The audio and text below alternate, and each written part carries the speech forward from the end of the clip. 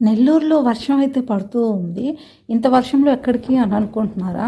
మీరు the lion king cinema చూసుంటే కనుక ఇది దాని సెకండ్ హాఫ్ అనమాట. The Mufasa the lion king. ఇది వచ్చి 3D ఎఫెక్ట్లో ఉంటుంది.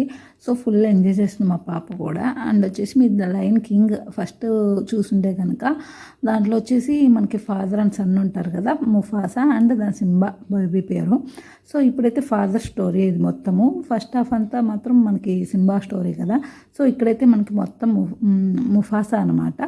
ఇది సర్ప్రైజింగ్ ఏంటంటే ఈ సినిమాలో మనకి ముఫాసా వాయిస్ వచ్చి మహేష్ బాబు వాయిస్, అండ్ దానికి బ్రదర్ క్యారెక్టర్ వచ్చేసి మనకి Satyadev, and comedy actors Brahmanandam, పుంబాకి, అండ్ తర్వాత వచ్చేసి ఆలీ వాయిస్. ఇలాగ చాలామంది తెలుగు యాక్టర్ వాయిసెస్ ఉన్నారు. అందులో సర్ప్రైజ్ అవ్వాల్సిన మాత్రం ఇదనమాట.